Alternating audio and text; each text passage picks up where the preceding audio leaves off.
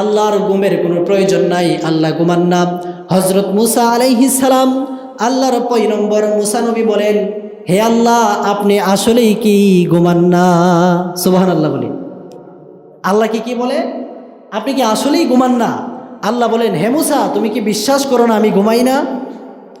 তখন মুসা নবী বলেন, হে আল্লাহ, আপনি যা বলেছেন আমি বিশ্বাস করেছি, কিন্তু আপনি ঘুমান না এই বিষয়টা আমার কাছে কেমন লাগতেছে। আমরা যদি না ঘুমাই, তাহলে সারা দিন পর কাজ করে রাত্রেবেলা যদি না নিদ্রায় যাই, ঘুম না হয়, আমাদের শরীর ক্লান্ত হয়ে যায়, আমরা একেবারে দুর্বল হয়ে যাই, কিন্তু আপনি আল্লাহ ঘুমান না, এই বিষয়টা আমার কাছে আশ্চর্য লাগতেছে।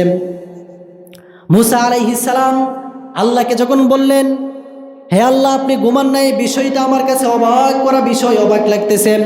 আল্লাহ রব্বুল আলামিন তখন মুসা নবীকে বলেন, হে মুসা, যাও দুনিয়ার বুক থেকে এক গ্লাস পানি নিয়ে তোমার পাহাড়ের চূড়ায় গিয়ে তুমি দাঁড়িয়ে থাকো, আমি আল্লাহ যতক্ষণ না পর্যন্ত তোমাকে বলবো ততক্ষণ পর্যন্ত পানির গ্লাস তুমি হাতে নিয়ে দাঁড়িয়ে থাকবা।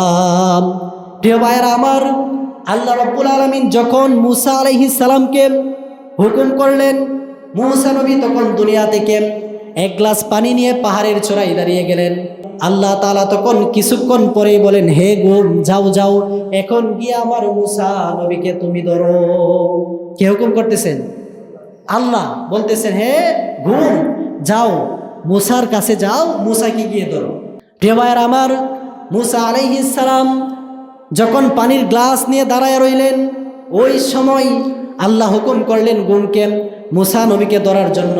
হঠাৎ করে পানির গ্লাস নিয়ে দাঁড়িয়ে রইলেন মুসা নবী, সঙ্গে সঙ্গে যখন ঘুম এসে পড়ল, ঘুমের কারণে পানির গ্লাস হাত থেকে ছেড়ে দিয়ে ছিন্ন বিচ্ছিন্ন হয়ে ভেঙে গিয়েছে।